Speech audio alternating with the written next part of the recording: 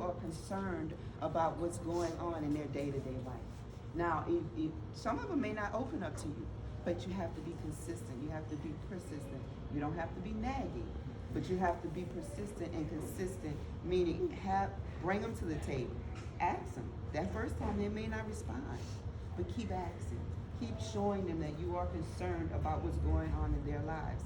And eventually they will begin to open up and have a dialogue with you, and you will start finding out things that you wouldn't normally know. And then once you find out, make sure that you engage in their lives. Know their friends. Know what they're interested in. Try to get more involved in what they are doing. Yes, ma'am. That's my issue I have right now, because you know how when you are telling your kids, you know, take instance, I'm gonna use school as an example. I might get a call to come because my child's, you know, behavior is not where it's supposed to be, so I have to come over here. I get over here and the teachers say, oh, well, they won't talk, they won't tell me. So I'm like, well, talk to me, tell me what's going on. They'll stand there and be like, so my blood pressure start boiling, because I'm like, look, I'm the parent, I'll take care of you. If I tell you to open your mouth and talk and you don't do that, that frustrates me. I'll be ready to pop them after that. And then what does that do? Nothing. They're going to be hollering, they're going to be screaming, they're going to be upset. Then it's going to affect the way they coming back to class, and they're learning their, you know, and it might cause problems between them and another student. Then you got a whole nother situation. My thing is getting my children to open up to me. When I tell you open your mouth and speak, I mean exactly that. Open your mouth and speak. You may get in trouble, you may not, but at least I know you're talking, you're telling me the truth, so I can understand what's going on. So that's what I'm trying to deal with now. Yes, sir. Just to answer yours, I had a question. I had a situation like that with my older daughter. She wasn't opening up, so what I had her doing was writing stuff down. So she started out slow, but she wouldn't like verbally express herself a lot. So she started writing stuff down, and then it became big, and it was a lot and a lot. And then I started reading it, and then I'm noticing what her issues were and everything. Then she started to open up. So maybe you should try something like that. I tried. I mean, that did work for a little while, but then it was oh, mommy, I'm sorry, mommy, I'm not gonna do this anymore, and turn right around and do it again. So I'm just like you said, that's consistency. Just keep Yeah, but doing don't it. have him to write like Don't a stop. apology. Just let him write no, how he I was feels. just letting her write on her sheet, decided to do that. Oh, okay. I didn't tell her to, you know what I mean? Because when I tell them, like, look, say you're sorry, apologize, they be like, no, I don't want you to do it because I'm telling you to do it. I want you to do it because, for one, you know you're wrong, and you need to apologize for whatever you did to whoever. And just try not to do it again. Of course, that mine are 7. So they still learning that little part, but after a while, I'm not gonna keep on they're just 7, they don't know any better. Yes, they do. I'm sorry. No, go I ahead. have a 7-year-old grandson, and he plays football. I never saw one before, but he has a blue point sheet. And I asked him what was it and what was the problem. I spoke to his teachers and everything. He shut down, he wouldn't talk. So what I did was, I started talking about things that he liked. I got off the subject, and I started talking about things that he liked. I took him by himself, we ride around, and then he'd be like, Mama, why you didn't say anything else? I said, because I'm waiting for you to talk. And then he'll say, oh, you know what happened today? And you know what the teacher did today? So what I do is I try to, Distract him. Distract him from something. Then he'll come off, he'll come and he'll tell me, That's what's probably wrong. what they do, because they'll wait until the next day. Like, we done did all this stuff, and then they make me feel like I'm a punk because I done, rewarded you, and then you come the next morning telling me, oh, well, this happened and that. I'm like, you know what? Y'all punish for the rest of the day, because y'all not gonna keep getting over on me like this. Like, really, that's why I try to. They go to the powerhouse, they do their homework there and all that stuff. But I need to look at that myself. You know what I mean? Yeah, I know y'all made sure they did their homework, but I need to look at them point sheets. I need to read them comments, because you're not getting on that tablet. You can grab a book. Have you ever thought about, I'm sorry, have you ever thought about just taking them completely out of this environment? Yeah, I can't wait. I mean, no, like take them to the harbor. I mean, We take do- them we to do so much DC stuff and things, different You wouldn't museums believe. and My things mom like and that, them and helped take me them. with that too, and like I try to take them different places. Like it was this museum, like an art gallery. They were they were freaked out. They was like, "Mom, what is this? We don't like it in here." But it was just like art and different pictures, and if you look at the place was kind of like like. Okay, so I could understand, but I was trying to explain to him, but like different things, taking a walk, looking at different stuff, because I get bored a lot, and I do not feel like, having to be subjected to just this area where I live. So I am thankful that I do live near here because we're accessible to a lot of stuff. You don't have to have a car to get to the harbor. You don't have to have a car to get to Harbor East. It's the living classrooms things down there. So it's a lot of stuff that we can do. We always love to go take a walk and get some ice cream, even if it's a Slurpee at 7-Eleven. We get a chance to talk, and I also get the chance to show them how to be productive and how they're supposed to behave and act when they're outside around people. So it's not only just a bonding time, I'm trying to teach them too. So, And that's awesome. And what I was going to say is that even though you have, like with me, we had 3 kids, but each one of your kids, even though you're raising them under the same roof with the same rules and the same regulations and the same structure and discipline, each one of them are unique. Mm-hmm. They are different. They learn different. You have to discipline them differently. You have to talk to them differently. And when I say that, meaning my oldest daughter, you could spank her, and we did. And you could spank her, and she continued in the same attitude, the same behavior. Mm-hmm. But once we figured out, or I figured out what makes her tick, what she likes. And for her, it was her television. She loves to watch TV over and over again, all her movies and everything like that. You take her TV away from her, and you have a whole different scenario going on, because now I have your attention. Mm-hmm. Oh, you're gonna do that? Okay, so you're punished from the TV for a week. Oh, beat me. Don't take my television away from me. My middle daughter, she was very into the arts. She loves to draw. She loves music, and all my kids love the music, but she loves to draw. So her crayons, and I'm talking about young, when she's younger. She loves her crayons, so we used to buy her all these different kinds of art things where she can draw and do all of these things. And as soon as she messed up, take that from her. It was so impactful, and it changed her behavior, whether it be in school, whether it be at home, it changed it. And as far as my son goes, he was a good kid. He didn't really get in trouble, but he always says, that's because I watched my sisters, and I didn't want to be whipped, and I didn't want to lose things. But for him, his whole motivation was his electronics. He would go in his room, and he would play his video games, and he would have his little action figures, and he was the only boy, and he was the baby. And so he spent a lot of time alone with himself. And so if you would take that from him, which we never really had to, because he knew better. Mm-hmm. When you know better, you do better. And when you have examples that are older than you, and you see the results of their behavior, you don't want that. You learn how to comply and be obedient to the rules. And we also offered incentives. And incentives were, if you do this, I'll do this. And so for him, the incentive was, for every A you make, you get $5. For every B you make, you get $3. We don't reward seasoning. And that was just our way of doing it. And it was the same for our daughters. Well, really and truly, my oldest daughter, she was our hellion. She really could care less, about getting the money or whatever. But we still stayed on her. We still offered her the incentives, and we still dealt with her accordingly as far as the punishment goes that would get her attention.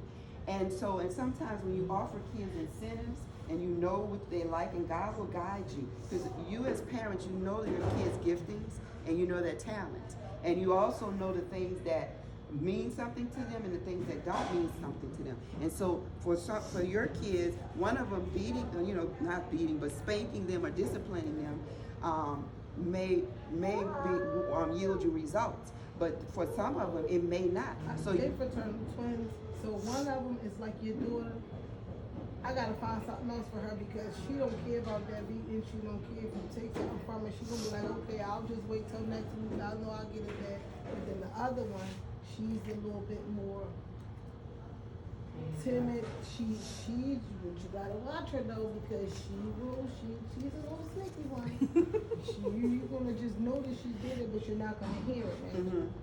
And even though they're twins, they're totally different. Oh, they're fraternal. They are exactly They're totally different. It's like my white devil and my red devil. I got a white devil right here and a red one right They're here. not That's how I devils. see it. They're not devils. No, but you know what I'm saying. But what I'm saying is that they are different. They're unique.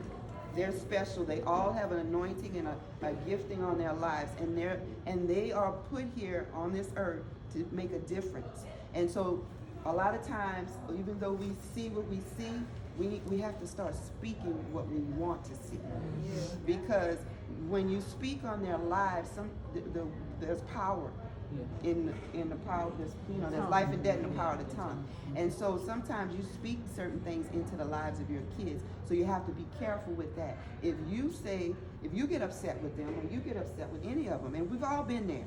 I know I have. And you get angry with them, and you start saying some things, and so you can't take those words back. And once they're out there, it sticks in their minds. Dads, moms, you're telling your daughters or your sons you ain't gonna amount to nothing.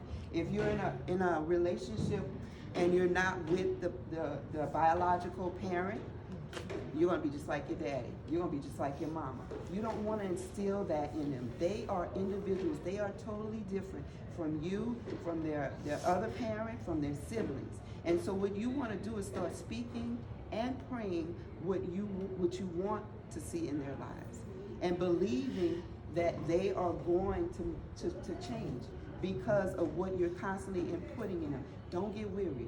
Don't get tired. Don't get frustrated. It's gonna happen. It's gonna happen. You just gotta keep. It's like a job. But it's a job that's worth it, because in the end, you want them to be successful. So you gotta just stay on them. You gotta stay on them. You gotta stay. They gotta know that when they take a step, you right there with them. And whether it's in their ear constantly telling them, you can do this. I'm not going to accept the word can't. Can't was a no-go in my household.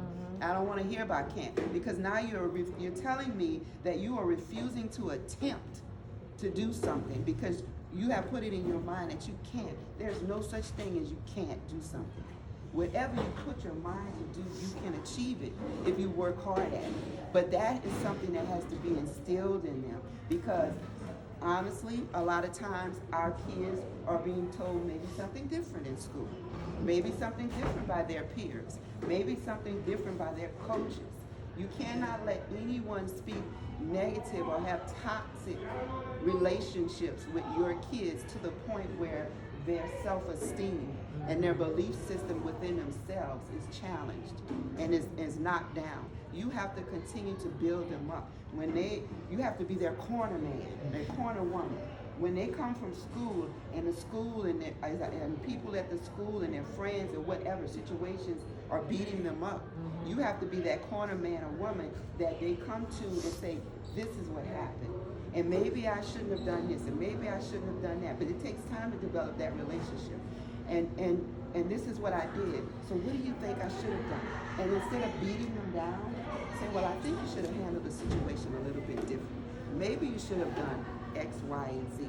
And what that does is it makes them want to come to you more, because you're giving them a positive outlook, but at the same time, you're telling them in a loving way what they've done wrong, but you're giving them a solution on how to fix it. Instead of just telling them, you shouldn't have did this, and then now they're off to themselves to try to figure out, wow, so what should I do differently? How should I approach that the next time? You discipline them, but then you give them a solution. You help them find their way, navigate their way through this thing called life. Because we as adults are still having problems and trouble navigating. So why do we expect or put unrealistic expectations on our little kids when we're still trying to navigate our way through this thing called life? So we have to be there. We have to be that corner person that receives whatever it is that's going on in their lives, whether we like it or not. whether it's negative or positive, and then send them back out to the world and let them know, don't be afraid.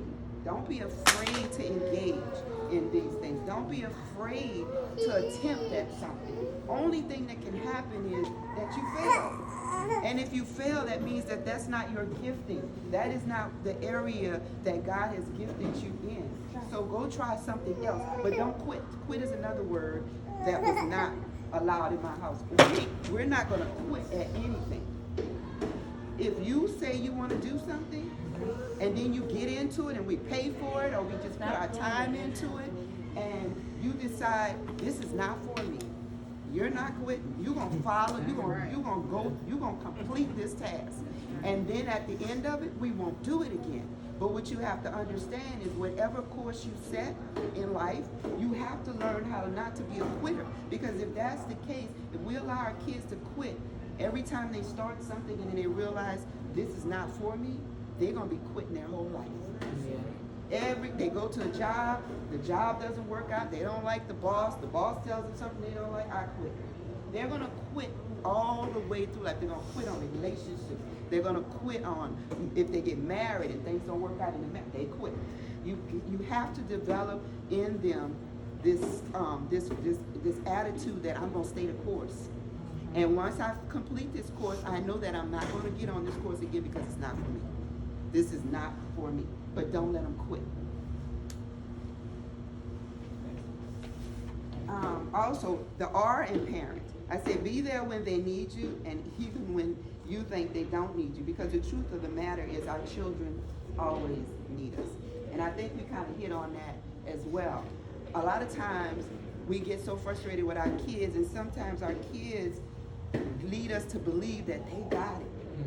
They got this. Oh, I don't need your help. But the thing about it is they don't have it. So you have to find a way to, like I said, constantly interact with them in a positive way until they get so comfortable that they're willing to come and talk to you about anything and everything. This day and age that we live in, nothing can be off limits. Because if you don't tell them, the streets will tell them. And you don't want them to find out certain things in the street. And when I say that, meaning, my granddaughter, I have 4 granddaughters. My oldest one is 11.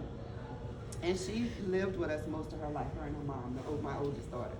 And a lot of times when she came home with conversations, my daughter wasn't ready for it because she's thinking, oh, she's my little baby and she's gonna stay a little baby forever. And I get that because I felt the same way about my kids. But conversations came home like, how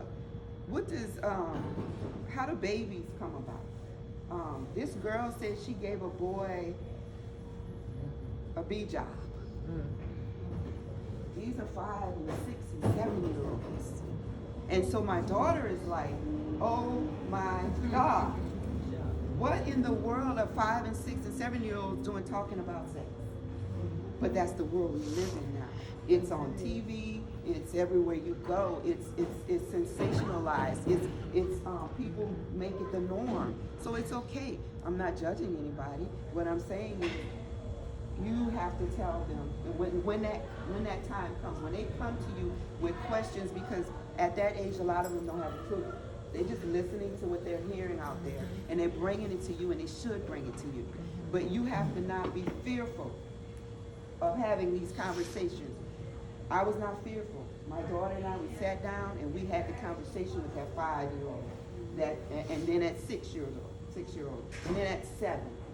Because we wanted her to understand that, yes, these things happen, but they shouldn't be happening at this age. This is not something that you should be engaging in or even having a conversation about. But if you are, or if people are going to bring it to you, you're going to know what they are talking about. And we're not going to put the fear factor in you of, oh, babies come from the stork, and, you know, that there's no such thing as what that girl said.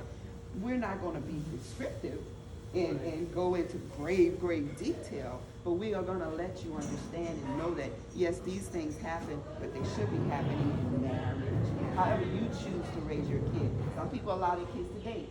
I don't knock that, but I never allowed my kids to date. Now, did they go to school and date? Who knows? I wasn't with them 24/7, but they knew not to bring it in my household. They weren't on the phones in my household talking about this is my girlfriend. They did it, they hid it because they knew the rules of the household. And when I'm saying we didn't allow them to date, it wasn't because nobody's good enough for my daughters or my son, but because at that age, I felt that navigating their way through life was enough.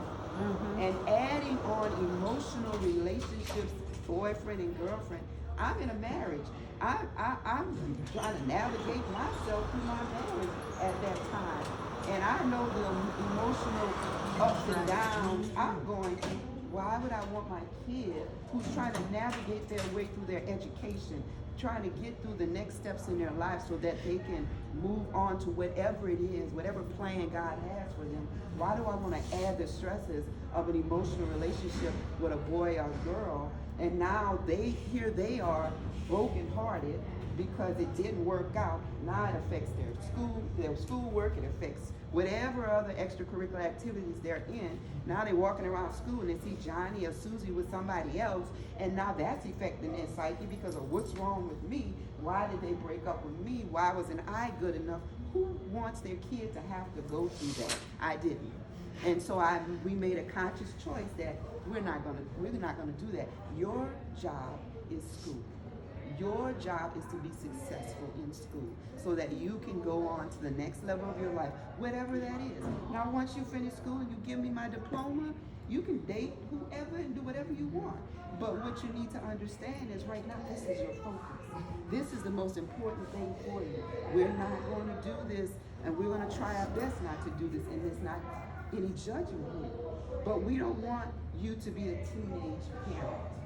We want you to have the opportunity to leave home, just you, and be able to experience life however you choose to. In college isn't for everybody, but we promoted college.